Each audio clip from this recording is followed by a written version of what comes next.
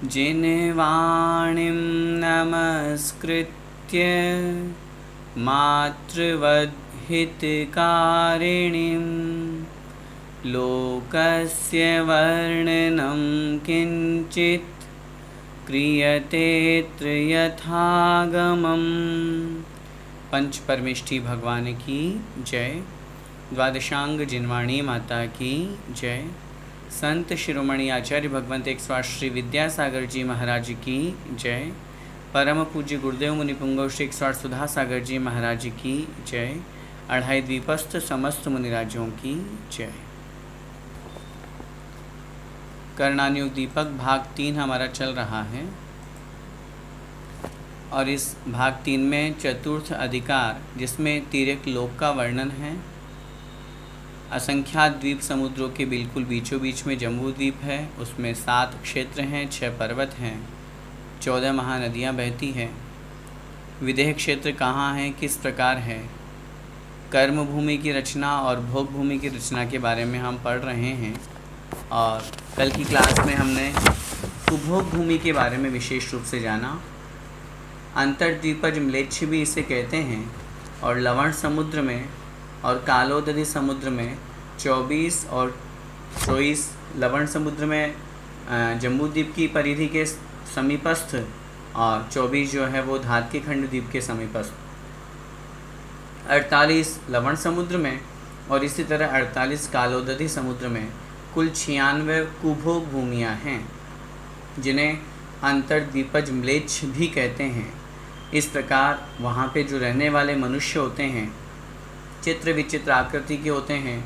कोई एक पैर वाले होते हैं, किन्हीं की पूँछ निकली हुई है, किन्हीं के कान लंबे हैं, चित्र विचित्र। कोई गाय के मुख की आकृति वाला है जिसका मुख, तो इस तरह के मनुष्य वहाँ के होते हैं। जघन्य भोग भूमि के समान वहाँ की रचना होती है। ये सारा का सारा वर्णन हमने कल कुभोग भूमि के बारे में समझा था। और वहाँ उत्पन्न होने के कारण भी यहाँ पे जो दिए हुए थे, जो जिनलिंग को धारण करके गलत कार्य करते हैं, मायाचारी करते हैं, गुरु आज्ञा से बाहर निकल करके एकल विहार करते हैं, अन्य बहुत तरह की जो पापरूप क्रियाओं में प्रवृत्त होते हैं, धर्म आदि करते हुए जो पापरूप क्रियाओं में प्रवृत्ति करते हैं, ऐसे जो लोग होते हैं वे कुभोग भूमि का, और उसमें भी विशेष रूप से कुपात्र को दान देने से कुभोग भूमि की प्राप्ति होती है। इसके बाद में कल हमने इस कक्षा में विदेह क्षेत्र के बारे में पढ़ा था। 5 मुख्य रूप से विदेह क्षेत्र हैं, एक जम्बूद्वीप का, 2 धात्के खंड के और 2 पुष्करार्ध के।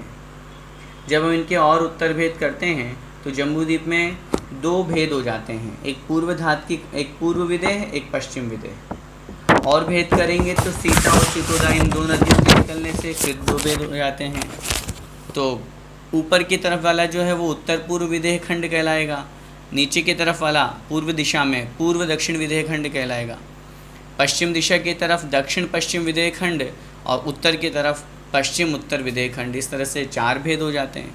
अब और उसमें भेद प्रभेद करते हैं तो 4 वक्षारगिरी और 3 विभंगा नदी, इनके भेद से उन एक पार्ट में भी 8 जो विदेह खंड बन जाते हैं, विदेह क्षेत्र बन जाते हैं। इस प्रकार 8 एक तरफ तो चारों तरफ होने से 32 विदेह क्षेत्र जम्बूद्वीप में हो जाते हैं। इसके बारे में हमने चित्र के माध्यम से भी समझा था। एक बार पुनः यहाँ हम चित्र के माध्यम से समझ लेते हैं ताकि हमारा पूरा विषय क्लियर हो जाए। यहाँ पे ये देखिए आप लोगों के समक्ष जो ये चित्र दिखाया गया है, इसमें ये विदेह क्षेत्र मुख्य रूप से, ये देखिए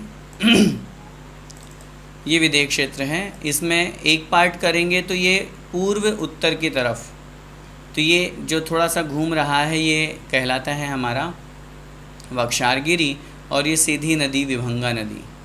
तो इस प्रकार यहाँ पर ये 4 वक्षारगिरी और 3 विभंगा नदी के होने से 8 क्षेत्र यहाँ बन जाते हैं। 8 नीचे, पुनः 8 इधर की तरफ और 8 इधर की तरफ। तो 32 जो है विदेह ये जम्बूद्वीप संबंधी है। जब जम्बूद्वीप संबंधी 32 है तो धात्के खंड संबंधी डबल हो जाएंगे तो होंगे 64, और पुष्करार्ध संबंधी हो जाएंगे 64। इस तरह कुल 160 विदेह यहाँ पर होते हैं। मेरू की जब यहाँ पर चर्चा की तो 5 मेरू यहाँ पर कहे गए हैं। 5 मेरू कहाँ कहाँ हैं ये देखिए। जम्बूद्वीप में एक सुदर्शन मेरू है, फिर हम आगे चलेंगे धात के खंड द्वीप में पूर्व दिशा की तरफ विजय मेरु, पश्चिम दिशा की तरफ अचल मेरु। आगे बढ़ेंगे पुष्करार्ध द्वीप में पूर्व दिशा की तरफ मंदर मेरु और पुनः पश्चिम दिशा की तरफ विद्युन्माली। पूर्व दिशा की तरफ मंदर और पश्चिम दिशा की तरफ विद्युन्माली। इस प्रकार ये पंचमेरु 5 विदेह क्षेत्र में हैं। इनमें से जब सुमेरु पर्वत की हमने चर्चा की थी, उसकी विशेषता यहाँ पर जानी थी। ये सुमेरु पर्वत इस प्रकार बना हुआ है, 1 लाख योजन ऊंचाई वाला है, जिसमें से 1000 योजन की इसकी नींव है, 99,000 योजन ऊपर हैं। इसमें से 500 सबसे पहले नीचे ज़मीन पे भद्रशाल वन है। भद्रशाल वन के बाद में या 4 वन के जो चिन्ह बताए गए हैं वो देखते हैं हम। 4 वन जहाँ पे लिखे हुए हैं, किस प्रकार चारों वनों के नाम यहाँ पर दिए हुए हैं, जिसमें नीचे ज़मीन पे सबसे पहले भद्रशाल वन है, फिर उसके पश्चात 500 योजन ऊपर जाने पर नंदन वन है, फिर उसके पश्चात 62,500 योजन ऊपर जाने पर सोमनस वन आता है, और फिर उसके पश्चात 28,000 योजन ऊपर जाने पर पांडुक वन आता है। ये ऊपर ही ऊपर। इस प्रकार ये 4 वन बने हुए हैं। प्रत्येक वन के चारों दिशाओं में एक एक अकृत्रिम चैत्यालय हैं। तो इस प्रकार एक मेरु संबंधी यहाँ पर 16 जिनालय बन जाते हैं। और जब हम पंचमेरु की बात करते हैं तो कुल मिलाकर के 16 × 5 करने पर 80 जिनालय यहाँ पर पूरे पंचमेरु के बन जाते हैं। इनके बारे में कल यहाँ तक हमारा वर्णन हुआ था। आइए अब हम आगे बढ़ते हैं। आप सभी से मेरा निवेदन, पृष्ठ संख्या 72 निकाल लीजिए और प्रश्न नंबर 211 है। प्रश्न है, गजदंत पर्वत कितने और कहाँ पर हैं? उत्तर देखिए, मेरु पर्वत की विदिशाओं में हाथी दांत के आकार सदृश, अनादि निधन, तिरछे रूप से आयत, क्रमशः चांदी, तपनीय स्वर्ण, कनक अर्थात स्वर्ण और वैडूर्य मणि के समान वर्ण वाले सोमनस, विद्युतप्रभ, गंधमादन और माल्यवान नाम के महारमणीय 4 महापर्वत हैं। यहाँ तक हमें क्या समझ में आया? नाम है गजदंत। गज मतलब हाथी, हाथी के दांत के समान जो टेढ़े हैं, जैसा हाथी का दांत थोड़ा सा टेढ़ापन लिए हुए होता है, बाहर के दांत निकले हुए, ऐसे ही ये गजदंत, इसका नाम इसलिए गजदंत पर्वत पड़ा। नाम तो ये है जो यहाँ दिए हुए, सोमनस, विद्युतप्रभ, गंधमादन और माल्यवान, नाम तो ये है, लेकिन सामान्य रूढ़िवशात वैसा आकार होने से उसका नाम गजदंत पर्वत हो गया। ये कहाँ से निकले हुए हैं? मेरु पर्वत की विदिशाओं से। मुख्य दिशाएं तो 4 हो गई, पूर्व, पश्चिम, उत्तर, दक्षिण, लेकिन उत्पत्ति स्थान ईशान से, आग्नेय से, नैऋत्य से और वायव्य से, इस तरह से निकले हुए हैं। चारों पर्वतों के ऊपर प्रथम सिद्धायतन कूट है, जहाँ पर अकृत्रिम जिन चैत्यालय हैं। गजदंत पर्वत के अभ्यंतर भाग में सीता नदी के पूर्व तट पर और मंदर पर्वत के उत्तर पार्श्व भाग में जिनेंद्र प्रासाद है। यहाँ पर जो चर्चा हम कर रहे हैं, ये हम कर रहे हैं गजदंत पर्वत की। आइए इसको भी हम चित्र के माध्यम से समझते हैं। ये देखिए, आप लोगों के समक्ष चित्र है गजदंत पर्वत का। ये जो गजदंत पर्वत हम लोगों को दिखाया जा रहा है, ये थोड़ा सा देखिए, ये इस तरह लंबा यहाँ से यहाँ तक नील पर्वत जा रहा है। थोड़ा सा दृष्टि डालेंगे तो ये सिर्फ एक पार्ट है। जब हम पूरे पार्ट की बात करेंगे तो एक चित्र हम और देख लेते हैं, जिसके माध्यम से हमें चारों पार्ट समझ में आ जाएंगे। जब हम बात करेंगे चारों गजदंत की, तो जो हमने पूरे जम्बूद्वीप का चित्र देखा था, उसमें ये 4 गजदंत, ये देखिए, ये यहाँ से यहाँ तक एक, यहाँ से यहाँ तक कहाँ से निकल रहे हैं? देखो, विदिशाओं से निकल रहे हैं। ईशान दिशा से ये निकला, इधर फिर आग्नेय दिशा से ये दूसरा, फिर नैऋत्य दिशा से तीसरा और फिर वायव्य दिशा से चौथा। इस तरह से 4 गजदंत बने हुए हैं। अब इसको अगर हम भिन्न भिन्न अलग थोड़ा सा विस्तार रूप में अगर हम इसको जानना चाहते हैं तो हम पहुंचते हैं इसके चित्र की तरफ जहाँ पर ये बताया गया है गजदंत। ये देखिए, ये गजदंत पर्वत ऊपर की तरफ आ गया नील, नीचे से चलेंगे हिमवन, महाहिमवन, निषद, फिर आ गया विदेह क्षेत्र, और विदेह क्षेत्र के बाद में नील पर्वत। तो ये नील पर्वत की यहाँ से निकल करके, और जैसा कि बताया गया क्या लिखा है, हाथी दांत के आकार सदृश। अब इस चित्र को देखिए, हाथी के दांत के जैसा लग रहा है। अनादि निधन, तिरछे रूप से आयताकार, बिल्कुल सीधा कर देंगे तो आयत होगा, लेकिन ये तिरछे रूप से ऐसे ऐसा टेढ़ापन होता हुआ आयताकार दिखाया गया है। और इसी के ऊपर ये क्रमश है, चूँकि चारों पर्वत अलग अलग हैं, उस अपेक्षा से ये पहला ईशान दिशा की तरफ चांदी के वर्ण वाला, जब हम नीचे की तरफ आएंगे आग्नेय कोण की तरफ, वहाँ से तपनीय स्वर्ण अर्थात तपाए हुए स्वर्ण कुछ लालिमा लिए हुए, फिर कनक जो नैऋत्य दिशा की तरफ जो गजदंत निकला हुआ है वो स्वर्ण वर्ण वाला, और वैडूर्य मणि अर्थात नीलमणि के समान जो वायव्य दिशा से की तरफ से निकला हुआ है। इस तरह ये देखिए, यहाँ पे इसका विस्तार भी दिया हुआ 400 योजन, इस प्रकार यहाँ से बढ़ता बढ़ता और फिर यहाँ पे पहुँच करके और 500 योजन हो जाता है, और इधर पुनः 500 योजन यहाँ तक रहता है, और यहाँ ये सुमेरु पर्वत आ गया। तो इस तरह ये गजदंत बना हुआ है। ये 4 गजदंत होते हैं जिसके माध्यम से यहाँ देवकुरु और उत्तर कुरु का विभाजन होता है। सिर्फ सुमेरु पर्वत के चारों तरफ ही नहीं लगाना, या सिर्फ जम्बूद्वीप में नहीं लगाना, सिर्फ सेम ऐसे ही धात के खंड में भी पूर्व दिशा की तरफ भी ऐसे ही है, पश्चिम दिशा की तरफ भी ऐसे ही है, पुनः पुष्करार्ध में पूर्व दिशा की तरफ भी ऐसे ही और पश्चिम दिशा की तरफ भी ऐसे ही। तो कुल मिलाकर के अगर हम बात करेंगे तो जम्बूद्वीप में 4 गजदंत है, तो पूरे 2.5 द्वीप में 20 गजदंत पर्वत हो जाएंगे, और प्रत्येक गजदंत पर्वत पर एक एक जिनालय अकृत्रिम वहाँ पर हुआ करता है। आगे देखिए, अब हम चर्चा करते हैं अगले प्रश्न की। जम्बू एवं शाल्मली वृक्ष कहाँ पर है, उनका स्वरूप कैसा है? उत्तर, नीलकुलाचल के समीप, सीता नदी के पूर्व तट पर, सुदर्शन मेरु की ईशान दिशा में, उत्तर कुरुक्षेत्र में जम्बू वृक्ष हैं। अपने स्कंध से ऊपर, स्कंध का मतलब होता है तना, अपने उस स्कंध से ऊपर वज्रमय अर्ध योजन चौड़ी और 8 योजन लंबी उसकी 4 शाखाएं हैं, जो शाखा उत्तर कुरुगत नीलकुलाचल की ओर गई है और उस पर जिन मंदिर बना हुआ है। सामान्य रूप से इसके लिए हम यहाँ पर ये चित्र देखते हैं जिसमें ये बताया गया है कि ये मोटे रूप में जो हम जम्बू वृक्ष और शाल्मली वृक्ष की बात करते हैं, तो आप लोगों के समक्ष ये जो चित्र है इसको थोड़ा सा हम ध्यान से देखेंगे। ये देखिए, ये बना हुआ है जम्बू वृक्ष स्थल। जो बात की जा रही थी यहाँ पे मेरु नीलकुलाचल के समीप, देखिए ये पूरा का पूरा नीलकुलाचल जा रहा है। ये जो पहाड़ की आकृति टाइप में बताया गया है ये नीलकुलाचल है। सीता नदी के पूर्व तट पर, ये यहाँ से सीता नदी निकल रही है इस तरह से, इसके पूर्व तट पर, ये पूर्व दिशा के किनारे पर, सुदर्शन मेरु की ईशान दिशा में, मेरु यहाँ पर ये बीचों बीच में, इसकी अपेक्षा से ये सीधा ईशान दिशा यहाँ पर बन जाती है। ईशान दिशा में उत्तर कुरुक्षेत्र में, ये देखिए पूरा का पूरा ऊपर का उत्तर कुरु है, इसके इस ईशान दिशा में ये जम्बू वृक्ष बना हुआ है। जब इसी के नीचे जब हम शाल्मली वृक्ष की बात करते हैं तो ये देखिए नीचे की तरफ, दक्षिण की तरफ, पश्चिम की दिशा की ओर शाल्मली वृक्ष बना हुआ है। उसकी विशेषता किताब में देखिए, सीतोदा नदी के पश्चिम तट पर, निषद कुलाचल के समीप, सुदर्शन मेरु की नैऋत्य दिशा में, देवकुरु क्षेत्र में शाल्मली वृक्ष है। बिल्कुल वो का वही। ये पर्वत कौन सा? निषद।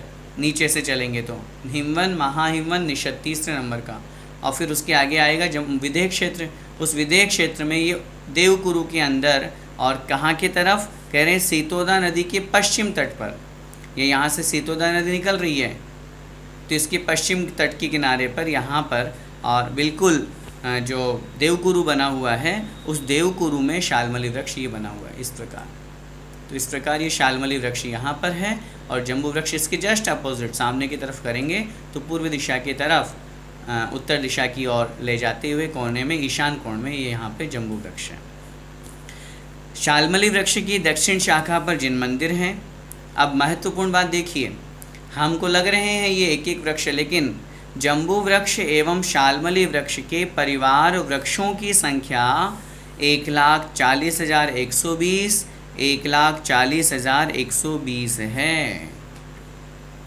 परिवार संख्यों की इतनी संख्या है परिवार वृक्षों की। ये तो मुख्य है एक वृक्ष, लेकिन इसके आसपास 1,40,120 वृक्ष जम्बू वृक्ष के और 1,40,120 वृक्ष शाल्मली वृक्ष के अन्य छोटे छोटे परिवार वृक्ष कहलाते हैं। उन सब से पूरा घिरा हुआ ये स्थान है पूरा का पूरा। ये इस प्रकार जम्बू वृक्ष और शाल्मली वृक्ष की हमने यहाँ पर चर्चा की। आइए आगे देखते हैं। भोगभूमि एवं कर्मभूमि की संख्या कितनी है और वे कहाँ कहाँ पर हैं? उत्तर, देवकुरु और उत्तर कुरुक्षेत्र में उत्तम भोगभूमि है। हरि और रम्य क्षेत्र में मध्यम भोगभूमि है। हिरण्यवत और ऐरावत क्षेत्र में जघन्य भोगभूमि है। एक मेरु संबंधी 6 भोगभूमि है, अतः 5 मेरु संबंधी 30 भोगभूमि हैं। और जब कर्मभूमि की बात करते हैं तो 5 भरत, 5 ऐरावत और 5 विदेह की अपेक्षा से संबंधित कुल 15 कर्मभूमियाँ वहाँ पर हो जाती हैं। इसको भी हम चित्र के माध्यम से समझते हैं, क्योंकि पहले भी हमने आपको थोड़ा सा इसका इंडिकेशन दिया था कि किस प्रकार ये बना हुआ है। ये देखिए, इस चित्र में हम बात करेंगे सबसे पहले ये ऊपर का उत्तर कुरु और ये नीचे का देवकुरु। ये उत्तम भोगभूमि है तो 2 ये हुई। हरि क्षेत्र और रम्य क्षेत्र ये मध्यम भोगभूमि तो 2 ये हुई। और हेमवत क्षेत्र और हिरण्यवत क्षेत्र ये जघन्य भोगभूमि तो 2 ये हुई। तो जम्बूद्वीप में कुल 6 भोगभूमि हो गई। जम्बूद्वीप में कुल 6 भोगभूमि है तो धातकीखंड द्वीप में इससे डबल होगी, 6 पूर्व की तरफ और 6 पश्चिम की तरफ, तो बन जाएंगी 12 है। और ऐसे ही पुष्करार्ध में भी 12 है तो 6 + 12 + 12 बराबर 30 भोगभूमि यहाँ पर पूरे 2.5 द्वीप में होती है जो शाश्वत है। कर्मभूमि की जब हम बात करते हैं तो भरत क्षेत्र का पूरा स्थान, ऊपर ऐरावत क्षेत्र का स्थान 2, और ये बीच वाला पार्ट जो है जिसे हम देवकुरु उत्तर कुरु नाम देते हैं, इसको छोड़ करके और शेष जो पूरा का पूरा स्थान है ये हमारा कहलाता है कर्मभूमि। तो इस प्रकार यहाँ पर 3 कर्मभूमि जम्बूद्वीप संबंधी हुई, तो 6 कर्मभूमि हो गई हमारी धातकीखंड संबंधी और 6 कर्मभूमि हो गई पुष्करार्ध संबंधी। इस प्रकार कुल 15 कर्मभूमियाँ यहाँ पर बन जाती है। 15 कर्मभूमियों की अपेक्षा से यहाँ पर पूरे 2.5 द्वीप में 15 कर्मभूमियाँ कही गई हैं। आगे देखिए, विदेह क्षेत्र स्थित देशों की क्या विशेषता है? उत्तर, विदेह स्थित क्षेत्र में कभी दुर्भिक्ष नहीं पड़ता। अब देखिए विदेह क्षेत्र में क्या क्या व्यवस्था है। वहाँ कभी अकाल नहीं पड़ता, कभी दुष्काल नहीं होता, कभी भूखमरी नहीं होती। आगे, अतिवृष्टि, अनावृष्टि, मूषक अर्थात चूहे आदि की अपेक्षा से उपद्रव, शलभ अर्थात टिड्डी, शुक से यहाँ तात्पर्य पक्षी आदि हमें ग्रहण करना है, और स्वचक्र और परचक्र।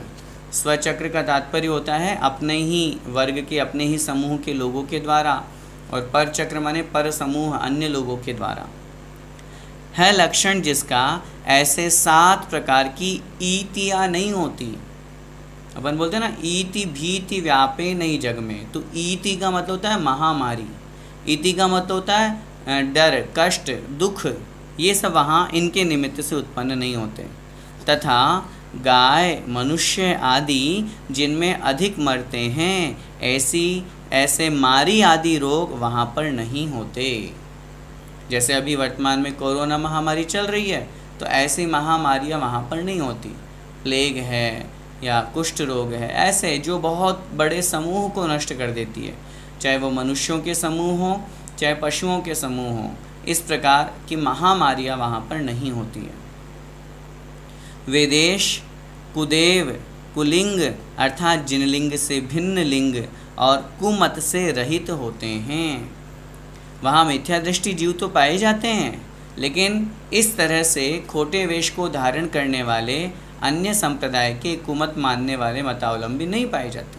मिथ्या दृष्टि तो है वहाँ भी, उसमें कोई आपत्ति नहीं है।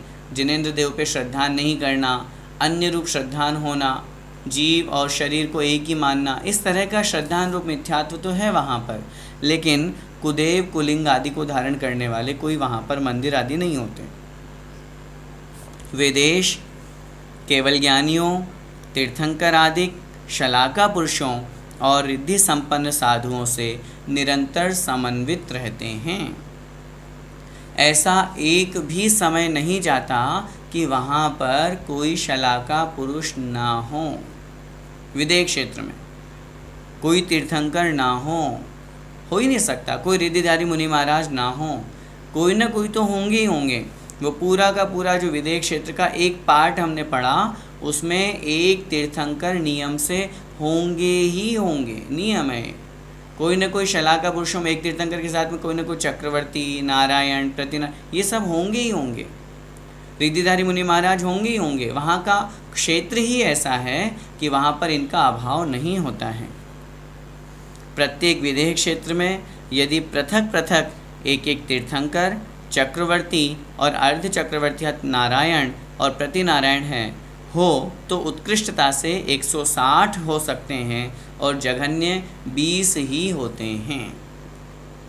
जब हम उत्कृष्टता की बात करते हैं तो वहाँ पर 160 तीर्थंकर बन जाते हैं।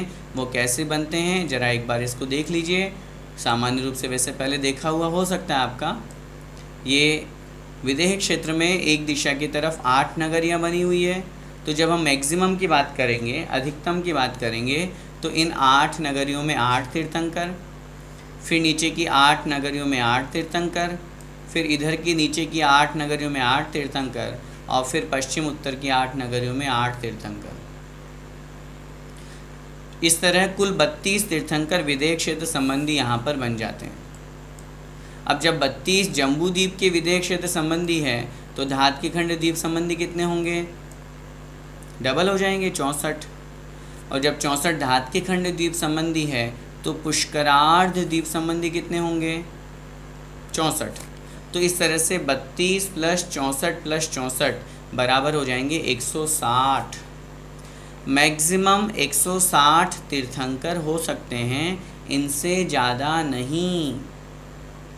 और साथ में अगर हम 5 भरत और 5 ऐरावत की ओर मिला देते हैं, कभी चौथा काल चल रहा है, जब अभी पंचम काल यहाँ चल रहा है तो ऐरावत क्षेत्र में भी पंचम काल चल रहा है। लेकिन जब यहाँ चतुर्थ काल चल रहा है भरत क्षेत्र के आर्यखंड में, तो वहाँ ऐरावत क्षेत्र में भी ऐरावत क्षेत्र के आर्यखंड में भी चतुर्थ काल है। और वहाँ अगर हम बात करें तो 5 भरत क्षेत्र और 5 ऐरावत क्षेत्र में अगर एक एक तीर्थंकर वहाँ पर होते हैं तो उन तीर्थंकर को भी अगर हम काउंट कर लेते हैं तो 5 भरत के और 5 ऐरावत के और 160 विदेह के, इस तरह से कुल 170 तीर्थंकर मैक्सिमम हो सकते हैं, ज़्यादा से ज़्यादा। इनसे ज़्यादा तीर्थंकर एक साथ नहीं हो सकते पूरे 2.5 द्वीप में।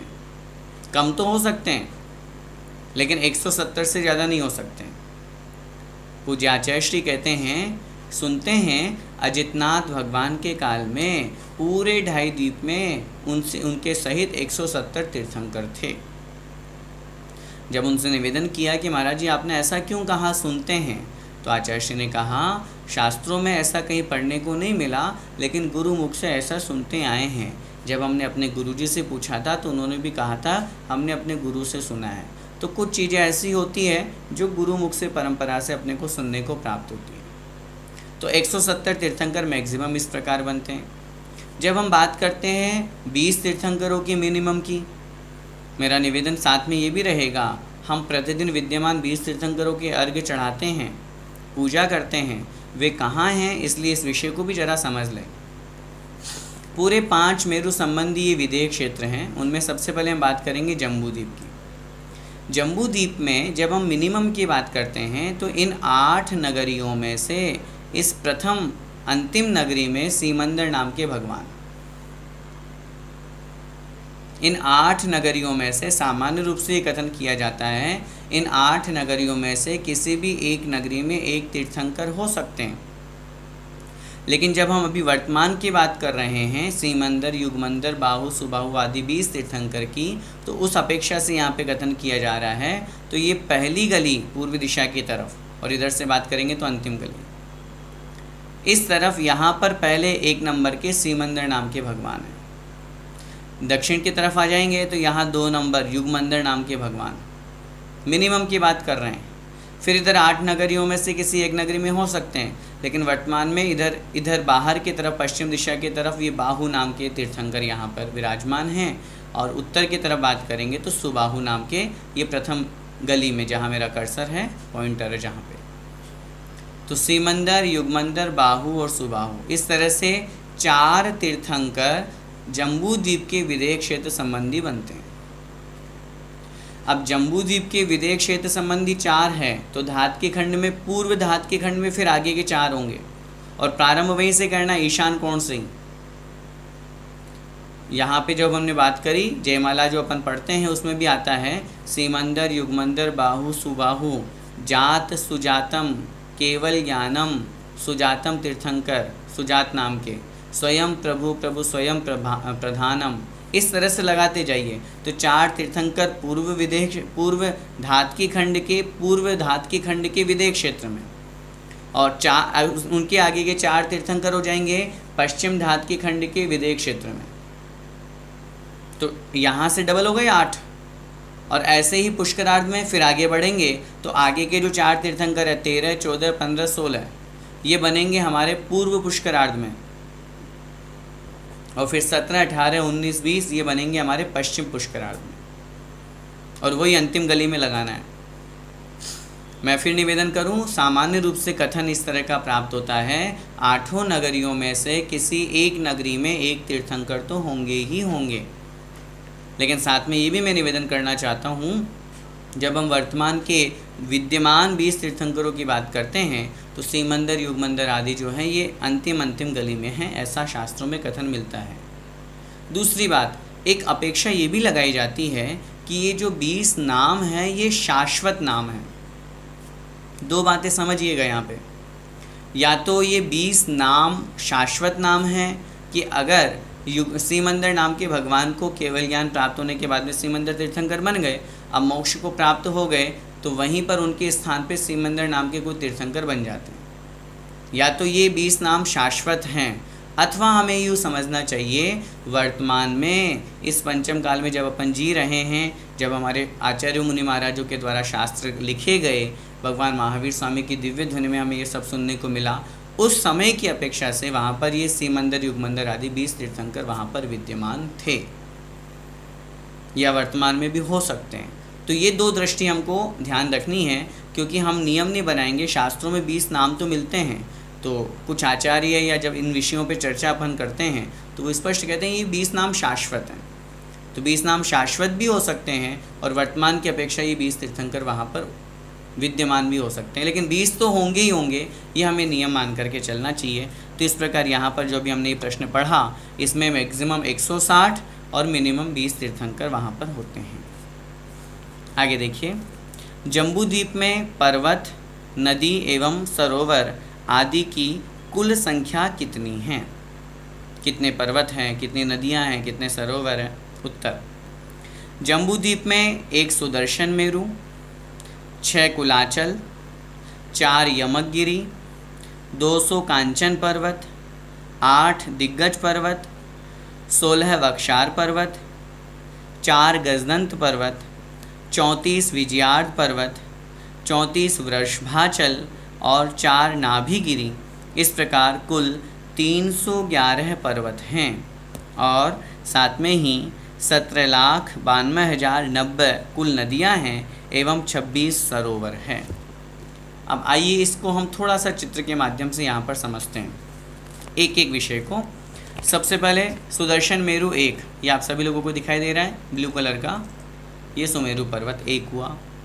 6 कुलाचल की बात करेंगे तो हिमवन, महाहिमवन, निषद, नील, रुक्मिन और शिखरिन, ये 6 पर्वत हो गए। 4 यमकगिरी, अभी इसको हम छोड़ते हैं, दूसरे चित्र में देखेंगे। कांचनगिरी 200, वो भी हम समझेंगे, और 8 दिग्गज पर्वत भी समझेंगे। 16 वक्षारगिरी, देखिए वक्षार पर्वत ये रहे, 1 2 3 और 4, ये 4 एक तरफ हुए, 4 नीचे की तरफ, 4 वापस पुनः नीचे की तरफ, और 4 यहाँ पूर्व पश्चिम उत्तर की तरफ। 16 वक्षारगिरी यहाँ पर जम्बूद्वीप संबंधी बन जाती है। 4 गजदंत पर्वत ये जा ही रहे हैं, 1 2 3 और 4, ये 4 गजदंत पर्वत हो गए।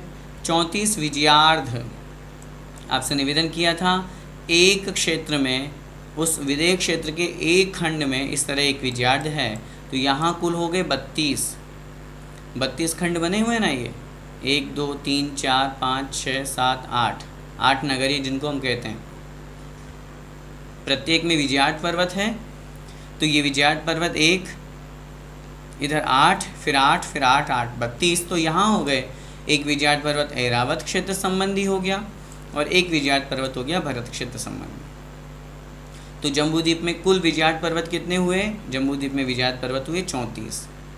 फिर आगे कह रहे हैं वृषभाचल अर्थात जो वृषभगिरी है ये भी 34 है। ये कहाँ है? ये जो विजयार्ध पर्वत भरत क्षेत्र का दिखाया गया है, ये देखिए थोड़ा सा, इस भरत क्षेत्र के विजयार्ध पर्वत के ऊपर म्लेच्छ खंड में, यहाँ पर जहाँ मेरा कर्सर है यहाँ पे बीचों बीच में ये जो हम वृषभाचल वृषभगिरी जिसे अपन कहते हैं, जहाँ पर जाकर के और चक्रवर्ती अपना नाम लिखते हैं, ये यहाँ पे बनी हुई है। एक चित्र में हम और स्पष्ट रूप से उसको देखेंगे।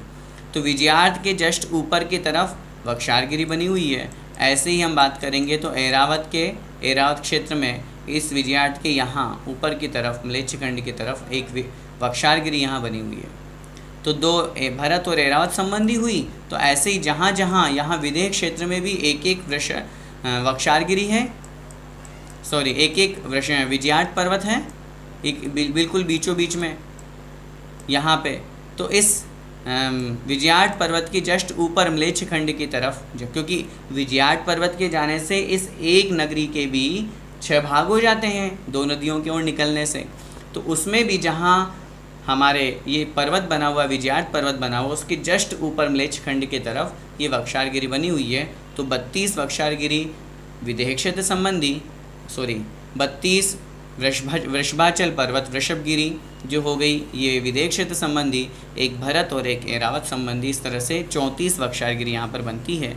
4 नाभिगिरी की जब अपन बात करते हैं तो ये जो 4 हमारे क्षेत्र बने हुए हैं, आचार्यों ने कथन किया है हेमवत, इस हेमवत क्षेत्र के मध्य में बीचों बीच में यहाँ पर जहाँ मेरा कर्सर है, थोड़ा सा और इसको हम जूम करके देखें, ये हेमवत क्षेत्र में जहाँ दोनों नदियाँ घूम करके निकल रही है, यहाँ पर एक पर्वत, ऐसे ही हरि क्षेत्र के बीचों बीच में जहाँ हरि लिखा हुआ है इसके जस्ट ऊपर एक ये गोल बना हुआ है।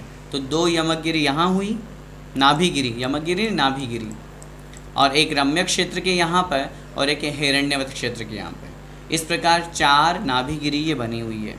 अब हम जो शेष चर्चा हम कर रहे थे, जिसके माध्यम से हम ये समझते हैं कि किस प्रकार ये कांचन पर्वत है, दिग्गज पर्वत है, इसको हम चित्र के माध्यम से यहाँ पर समझते हैं। देखिए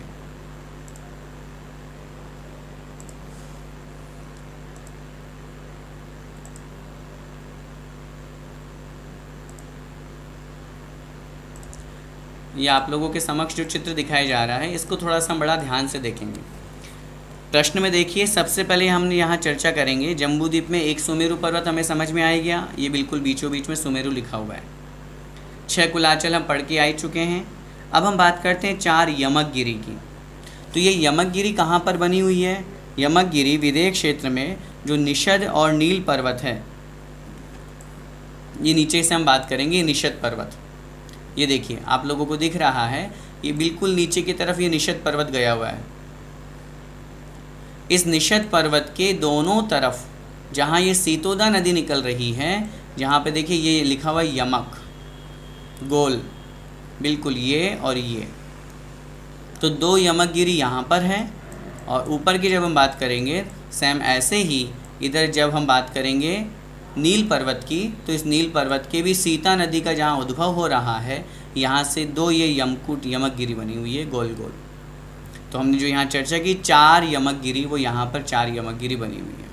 तो 2 यहाँ और 2 नीचे की तरफ। जब हम बात करते हैं 200 कांचन पर्वत की, तो ये जो 200 कांचन पर्वत है ये कहाँ पे बने हुए हैं, देखिए ये लिखा हुआ आपके समक्ष, प्रत्येक द्रह की प्रत्येक बाजू में 10 कांचन शैल है। शैल का मतलब होता है पर्वत। ये जो हमारा समक्ष चित्र है, ये यहाँ से थोड़ा सा ध्यान लगाएंगे हम, सीता नदी निकल रही है और सीता नदी इस तरह से घूम करके और फिर इधर की तरफ बह रही है। तो ये जो जहाँ से निकल रही है वहाँ से यहाँ ये 5 द्रह बने हुए हैं।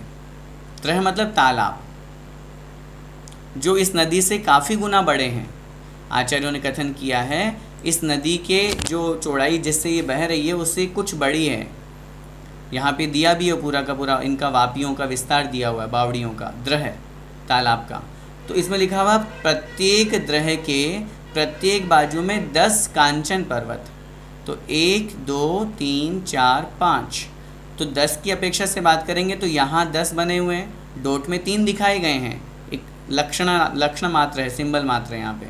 तो 5 10 10 10 10 और 10, तो 50 इधर की तरफ हो गए, इसी तरह 50 पश्चिम की तरफ हो गए, ये जो डॉट दिखाए गए हैं।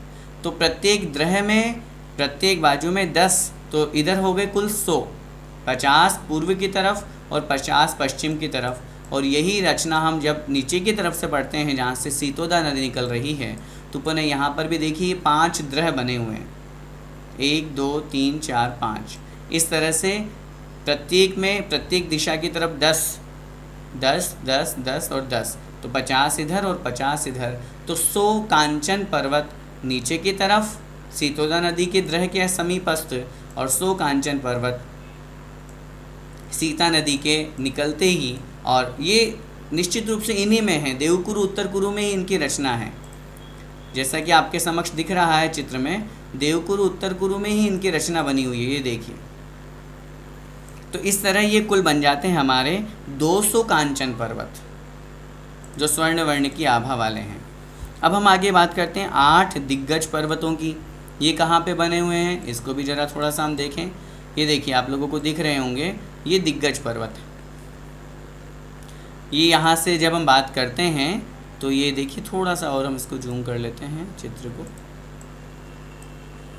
ये दिग्गजेंद्र, ये यहाँ से जहाँ हम ये रचना पढ़ते हैं, सीता नदी निकली है और देवकुरु उत्तर कुरु, सुमेरु पर्वत के जस्ट नीचे की तरफ, ये यहाँ 2 दिशाओं में 2 दिग्गज पर्वत यहाँ हैं। ऊपर की तरफ 2 दिग्गजेंद्र पर्वत यहाँ हैं, 4। इधर पूर्व की तरफ आएंगे तो ये दोनों नदियों की तरफ 2 दिग्गज पर्वत यहाँ बने हुए हैं, 6, और 2 दिग्गज पर्वत यहाँ बने हुए हैं, 8। इस प्रकार ये बिल्कुल देखिए, यहाँ से बिल्कुल ये सीतोदा नदी निकल रही है, इस तरह से घूम रही है, घूम करके इस तरह से बह रही है। तो यहाँ जहाँ सुमेरु पर्वत के जस्ट बाहर निकल करके घूम करके पश्चिम की तरफ निकल रही है, यहाँ पे भी पुनः 2 दिग्गज पर्वत। और नीचे की बात करेंगे तो यहाँ भी जहाँ से घूम रही है वहाँ से भी 2 दिग्गज पर्वत मोड़ पे। ऐसे ही सीता नदी की बात करेंगे तो जहाँ से वो कांचनगिरी खत्म हुई, वो द्रह खत्म हुए, तालाब खत्म हुए, वहाँ से आगे 2 दिग्गज पर्वत यहाँ, और इधर पुनः पूर्व दिशा की तरफ 2 दिग्गज पर्वत यहाँ। तो इस तरह कुल 8 दिग्गज पर्वत कहे गए हैं। दिग्गजेंद्र कहें अथवा दिग्गज पर्वत कहें, एक ही बात है। ये गोल बने हुए हैं, इनकी विशेषता ये है, यमकगिरी, नाभिगिरी और जो दिग्गज पर्वत है ये गोल आकृति वाले हैं। 16 वक्षारगिरी अभी आप लोगों से निवेदन किया ही सही है, वही है। 4 गजदंत, 34 विजयार्ड। और जब हम वृषभाचल की बात करते हैं तो ये देखिए, इस तरह से वृषभाचल पर्वत यहाँ पे जब हम बात करते हैं भरत क्षेत्र के अंतर्गत,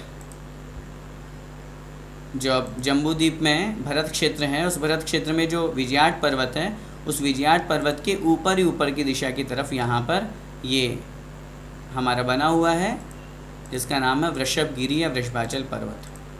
1 मिनट चित्र के माध्यम से आप लोगों को दिखा देते। ये यहाँ पे, ये बिल्कुल यहाँ पे इस तरह, ये एक भरत क्षेत्र का, एक ऐरावत क्षेत्र के और 32 विदेह क्षेत्र के, तो 34 वृषभाचल पर्वत हो जाते हैं।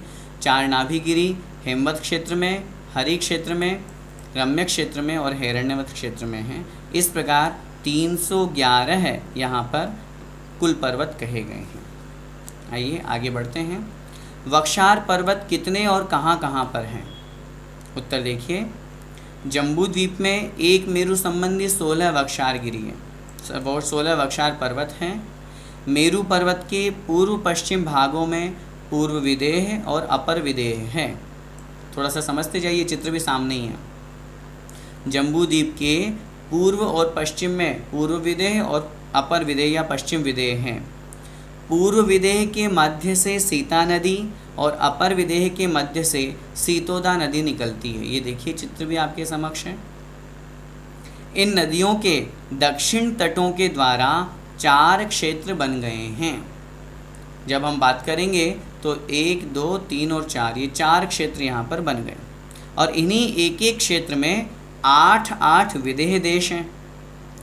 एक क्षेत्र में 4 वक्षार पर्वत और 3 विभंगा नदियों के द्वारा 8 विभाग बने हुए हैं। जैसा कि इसको हमने पहले भी समझा था, इसलिए बहुत कठिन विषय नहीं है। फिर भी एक बार और यहाँ पर प्रश्न आया तो हम समझ लेते हैं। ये देखिए, ये एक वक्षारगिरी, फिर विभंगा नदी, फिर वक्षारगिरी, फिर विभंगा नदी, फिर वक्षारगिरी, फिर विभंगा नदी और फिर वक्षार। इस तरह से 4 वक्षारगिरी एक तरफ हुई। नीचे की तरफ आएंगे तो पुनः 4 वक्षारगिरी, पश्चिम की तरफ में दक्षिण की तरफ आएंगे तो 4 वक्षारगिरी, उत्तर की तरफ आएंगे पश्चिम में तो 4 वक्षारगिरी। इस तरह से कुल 16 वक्षार पर्वत जम्बू द्वीप में इस तरह बने हुए हैं। आज का अंतिम प्रश्न देखते हैं। मानुषोत्तर पर्वत कहाँ है एवं उसका स्वरूप कैसा है? उत्तर, पुष्करवड़ द्वीप के मध्य में स्वर्ण सदृश वर्ण वाला मानुषोत्तर पर्वत है। इसका चित्र भी आप लोगों के समक्ष रख देते हैं ताकि हमें बहुत अच्छी तरह से विषय समझ में आ जाएगा। मानुषोत्तर पर्वत कहाँ है और कैसा, ये देखिए। उस मानुषोत्तर पर्वत पर नैऋत्य और वायव्य इन 2 दिशाओं को छोड़कर अवशेष 6 दिशाओं में पंक्ति स्वरूप 3 कूट हैं तथा उन कूटों के अभ्यंतर अर्थात मनुष्य लोक की ओर 4 दिशाओं में 4 जिन मंदिर बने हुए हैं। ये देखिए, चित्र आप लोगों के समक्ष हैं मोटे रूप में। सबसे पहले ये वाइट कलर का हमारा हो गया जम्बू द्वीप, फिर लवणोदधि समुद्र, फिर धातकी खंड, फिर कालोदधि समुद्र और फिर ये पुष्करार्ध हो गया हमारा इस तरह से। अब ये जो है पुष्करार्ध के बाद में ये हमारा बन गया मानुषोत्तर, जो लाइनिंग वाला आपको दिखाई गया। ये देखिए, इसके चारों दिशाओं में 4 जिनाले जो एक टोंक रूप में बताए गए हैं। ये देखिए, इस तरह मानुषोत्तर पर्वत के ऊपर चारों दिशाओं में 4 जिनाले बनते हैं। और जब हमने यहाँ पर बात करी कि नैऋत्य और वायव्य इन 2 दिशाओं को छोड़ करके शेष 6 दिशाओं में 3 कूट हैं। ये हो गया हमारा नैऋत्य, दक्षिण और पश्चिम का, और ये हो गया वायव्य। इन दोनों को छोड़ करके शेष सभी दिशाओं में 3 कूट बने हुए हैं। यहाँ चित्र में 2 कूट बने हुए हैं। कुछ आचार्य 2 कूट भी मानते हैं, इसलिए ये चित्र उनकी अपेक्षा से बनाया गया है। अन्यथा चारों दिशाओं में तो ये 3 कूट आप लोगों को दिख ही रहे हैं। और इन चारों दिशाओं के 3 कूटों के थोड़ा सा नीचे की तरफ ये एक अकृत्रिम चैत्यालय यहाँ पर बना हुआ है। मानुषोत्तर पर्वत संबंधी जो अकृत्रिम चैत्यालय की हम बात करते हैं वो इस प्रकार यहाँ पर इस दिशा में यहाँ पर इस मानुषोत्तर पर्वत पर बना हुआ है। इस प्रकार आज जो हम यहाँ पर वर्णन पढ़ रहे हैं, जिसमें मुख्य रूप से हमने गजदंत पर्वत का, जम्बू वृक्ष और शाल्मली वृक्ष का, भोग भूमि एवं कर्म भूमि की संख्या के साथ में विदेह क्षेत्र की विशेषता और मुख्य रूप से जम्बू द्वीप में कितने पर्वत हैं, क्योंकि सामान्य रूप से विजयाट पर्वत, 6 कुलाचल, ये तो हमको समझ में आते हैं, लेकिन जब ये यमकगिरी, कांचनगिरी, दिग्गज पर्वत, इनकी जब हम वर्णन पढ़ते हैं तो थोड़ा सा हमें और विषय नया समझने का अवसर मिलता है।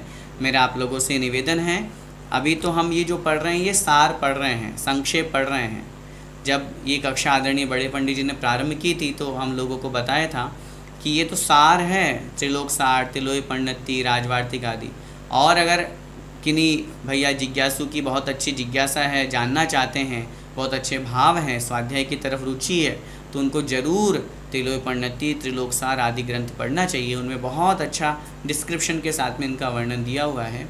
और इस प्रकार आज की ये कक्षा हम यहीं पर विराम करते हैं और फिर प्रश्नोत्तर का क्रम प्रारंभ करते हैं।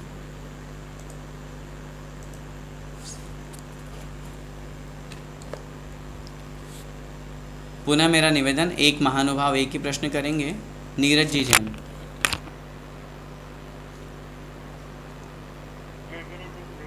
थोड़ा सा तेज बोलिए। जी।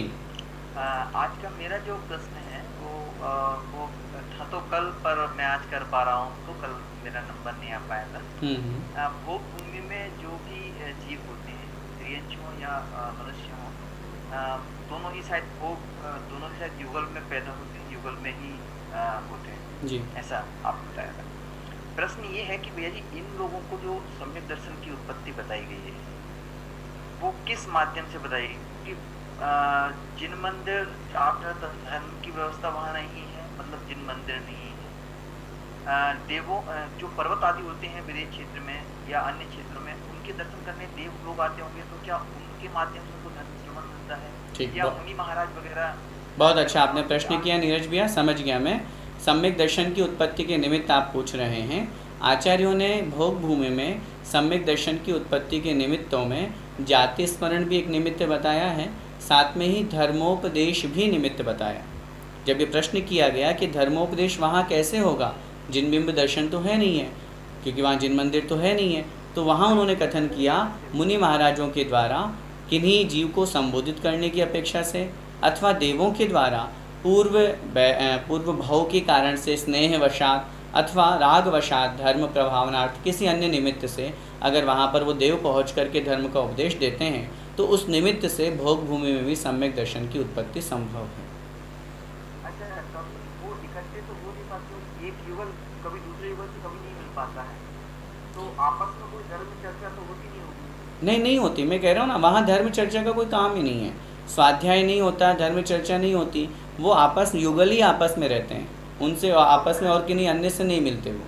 और कोई क्षेत्र आदि के भी पहुँच जाए तो वो बहुत उनकी अवगाहना बहुत छोटी होती होगी, और उत्तम भोग भूमि में अवगाहना बहुत बड़ी होती थी, तो कैसे ये बनता होगा? थोड़ा नहीं, देखिए मेरा निवेदन, चूँकि धर्म का उपदेश देना है, वहाँ उनके साथ में रहना नहीं है, खाना पीना नहीं है, उनके साथ और कोई व्यवहार करना नहीं है।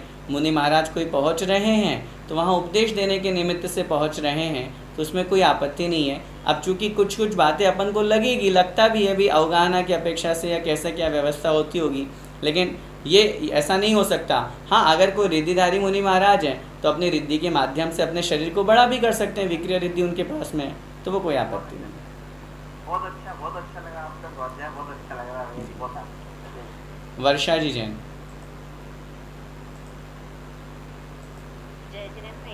जी। हम हर बार यही पढ़ रहे हैं कि जैसी जम्बूद्वीप की रचना है वैसी की वैसी जो है वो अपनी घाटी खानुका और पुष्कराज में भी है। तो जो जम्बूद्वीप की जो रचना है वो अपनी गोल है, चूड़ी मतलब थाली के आकार की है, और जो अपना पुष्करार्ध है या घाटी खंड है वो आधा चंद्राकार कहते हैं। तो उसमें वो किस टाइप से कहाँ वो गोल रचना बनी होगी और बाकी के क्षेत्र में फिर कैसा क्या रहता है? ठीक है, इसके लिए हम आपको कल चित्र दिखा देंगे, तब आपको अच्छे से समझ में आ जाएगा। वहाँ अर्ध चंद्राकार नहीं है, चूड़ी के आकार में है। मैं साथ में ये भी निवेदन करूँ, वैसी रचना हम नहीं कहेंगे। रचना का तात्पर्य यहाँ जैसे थाली के आकार में अंदर भरा हुआ है पूरा का पूरा, वैसे वहाँ पर बीच का पार्ट तो पूरा खाली है। अगर हम मात्र सिर्फ और सिर्फ धात की खंड का चित्र बनाएंगे तो कैसा चित्र बनेगा? चूड़ी के आकार का मात्र बनेगा जो बीच में से भरा हुआ है। अब वहाँ उस बीच के भरे हुए उस धात की खंड द्वीप में जो बीच दोनों तरफ ईश्वाकार पर्वत गया हुआ है, फिर भरत क्षेत्र, ऐरावत क्षेत्र, इस तरह से 7 क्षेत्र पूर्व की तरफ बने हुए हैं।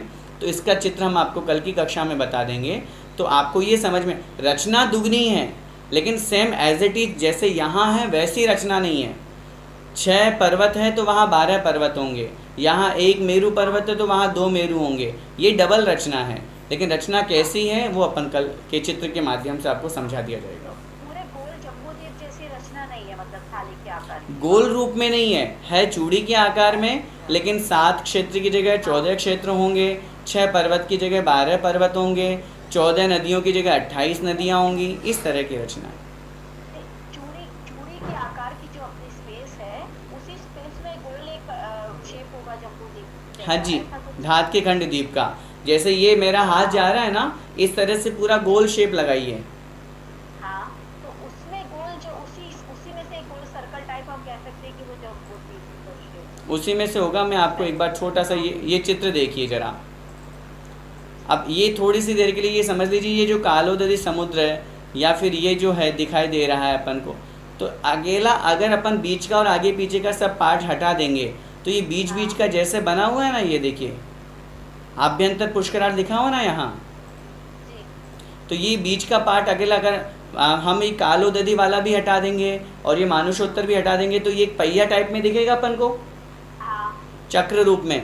ऐसा ही सारे के सारे द्वीप समुद्र इसी चक्र रूप में बने हुए हैं और इन्हीं में रचना बनी हुई है उनकी।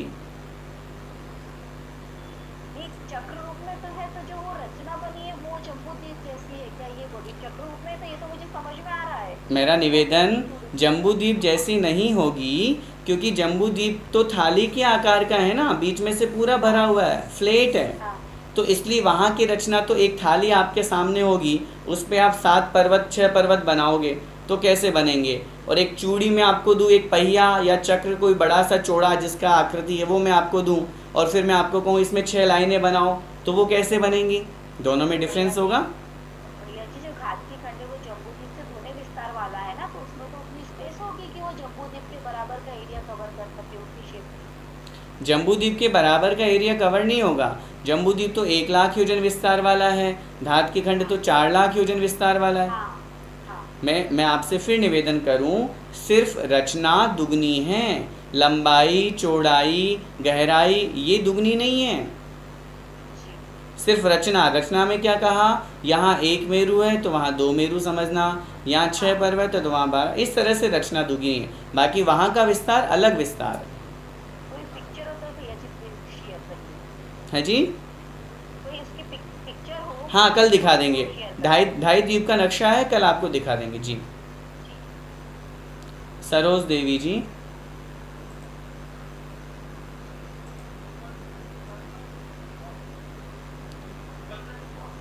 सरोज देवी जी बोलिए थोड़ा सा तेज।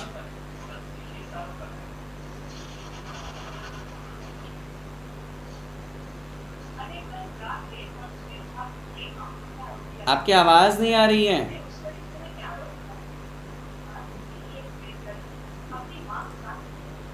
आपकी आवाज नहीं आ पा रही है।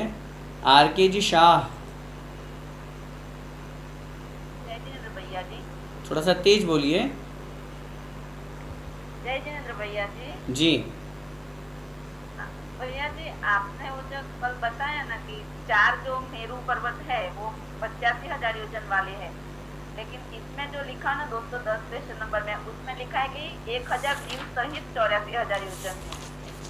मैंने इसमें करेक्शन करवाया था जब मैंने पढ़ाया था कि उसमें से 1000 योजन यहाँ सहित की जगह रहित कर लेना। 1000 योजन की नींव अलग है और 84,000 ऊपर अलग है।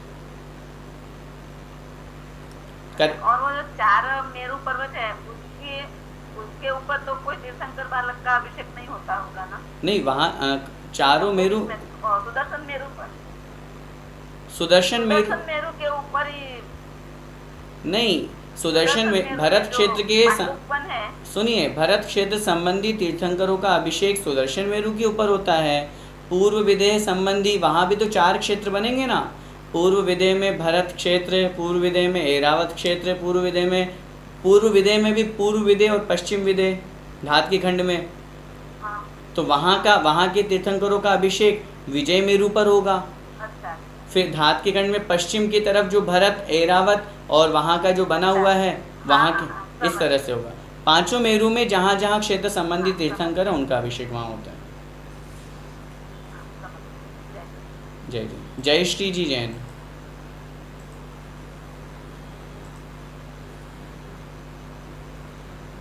जय जी ने। जी बोलिए। अच्छा, मेरा एक क्वेश्चन है कि आपने जो 200 कांचनगिरी पर्वत बताए वो कहाँ पर है? 200 कांचनगिरी पर्वत जम्बूद्वीप के विदेह क्षेत्र में हैं, सुमेरु पर्वत के वहाँ पे। चित्र बताया था मैंने आपको, फिर से बताऊं? हाँ, जरा दिखा दो ने। वो सब मालूम पड़ गए, अम्मगिरी, दिग्गजगिरी पता चल गया, कांचनगिरी नहीं पता चला। ये देखिए कांचनगिरी यहाँ पर, ऊपर से अपन चलेंगे, ये बीच का विदेह क्षेत्र हमारा पूरा है ना। हाँ, इस विदेह क्षेत्र में ये ऊपर की तरफ हमारा गया नील पर्वत लिखा हुआ है। हाँ। नीचे की तरफ निषद पर्वत, तो इस नील पर्वत के ऊपर ये जो केसरी नाम का तालाब है, यहाँ से सीता नदी निकली। इस सीता नदी के निकलते ही यहाँ दो तो यमगिरी आ गई। इसके आगे ये जो दिया हुआ है यहाँ पे, एक मिनट, ये देखिए, ये इसके आगे ये बने हुए ना 5 ग्रह बने हुए हैं, 5 तालाब बने हुए हैं, 1 2 3 4 और पता चल रहा। हाँ। इन 5 तालाब के प्रत्येक तालाब के दोनों तरफ 5-5 पर्वत हैं। हाँ। प्रत्येक बाजू में 10 हैं, तो 10 यहाँ, 10 इधर, 10 इधर, 10 इधर और 10 इधर, तो 50 हो गए इधर।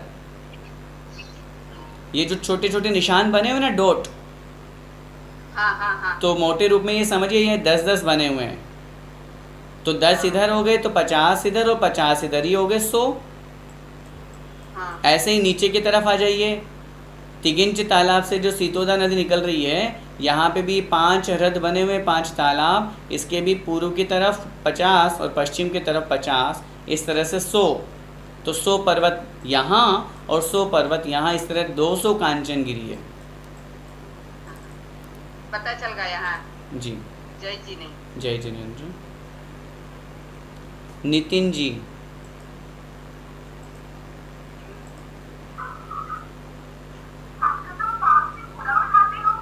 म्यूट कर, म्यूट। आपकी आवाज़ नहीं आ रही है नितिन जी। हाँ जी, जय जिनेन्द्र भैया जी। जय जिनेन्द्र, बोलिए। हाँ, मुझे 206 क्वेश्चन पूछना था। कुभोग भूमि कहाँ स्थित? कुभोग भूमि कहाँ पर है? कुभोग भूमि, आप समझा देंगे? हाँ, चित्र के माध्यम से देख लेते हैं। कुभोग भूमि जो है ये हमारे लवण समुद्र और धातकी खंड द्वीप समुद्र, कालोदरी समुद्र में है। तो हम चित्र के माध्यम से इसको देख लेते हैं। ये देखिए, ये जम्बू द्वीप है, ये कुभोग भूमि लिखी हुई है। जम्बू द्वीप के चारों तरफ ये लवण समुद्र है। इस लवण समुद्र में सबसे पहले चारों दिशाओं में 4 हैं, फिर चारों विदिशाओं में 4 हैं, फिर उसके पश्चात अंतर दिशाओं में 1-1, और फिर यहाँ पर हिमवंत पर्वत के दोनों तरफ 2, फिर ये जो बीचों बीच में विजयात पर्वत जा रहा है यहाँ पे 2, और अंतिम में शिखरिन पर्वत पे 2 और विजयात पर्वत पे 2। यूँ समझिए ये है कुल 24। और इधर बाहर की तरफ भी ये 24 डॉट बने हुए हैं। तो लवण समुद्र संबंधी हो गए हमारे 48, और 48 लवण समुद्र संबंधी, तो 48 हो गए कालोदरी समुद्र संबंधी। ये तो बीच का तो ये चला ही गया धातकी खंड द्वीप। तो इसके बाद में चारों तरफ ये जो बना हुआ है दूसरे नंबर का, ये बना हुआ है हमारा कालोदरी समुद्र। तो 48 ये और 48 ये कुल 96 कुभोग भूमियाँ हैं। ठीक है। अच्छा, एक क्वेश्चन और पूछ सकते हैं क्या? अभी नहीं, बहुत सारे हैंड रेज हैं। नहीं, बस थोड़ा सा डाउट क्लियर करना था मुझे। पूछिए। बस एक ये था कि जम्बू द्वीप का जैसे विस्तार 1 लाख योजन है और गाती खंड का 4 लाख योजन है, तो आपने कहा जो जम्बू द्वीप में रचना है वो एज इट इज वहाँ पर है, उनका कोई विस्तार नहीं बढ़ता। तो जो अगर दुगनी भी रचना होती है तो 2 लाख योजन में आ जानी चाहिए। मेरा तो निवेदन सुनिए। जम्बू द्वीप 1 लाख योजन विस्तार वाला है, और जो लवण समुद्र है वो 2 लाख योजन विस्तार वाला है। तो वो 2 लाख यहाँ से यहाँ तक का 2 लाख योजन है। धातकी खंड द्वीप 4 लाख योजन विस्तार वाला है। तो सुनिए, वो बात सुनिए, विस्तार 4 लाख योजन है, रचना तो दुगनी है, लेकिन विस्तार 4 लाख है। तो 4 लाख का मतलब ये नहीं है कि वहाँ का डबल या ट्रिपल क्या हो जाएगा। वो अब मैं आपको और कल चित्र दिखाऊंगा। अभी जो बहन जी ने प्रश्न किया, तो मैं कल ढाई द्वीप का चित्र आपके सामने रखूँगा। तो उसमें हम ये देखेंगे कि भले मेरू 2 हैं, पर्वत 6 की जगह 12 हैं, उनका विस्तार चूड़ी के रूप में बना हुआ है, तो वो विस्तार अलग दिया हुआ है, कोई आपत्ति नहीं है। जैसे यहाँ पर जो विस्तार दिया हुआ है भरत क्षेत्र का 526 से 6/19, यहाँ के जम्बू द्वीप के भरत क्षेत्र का।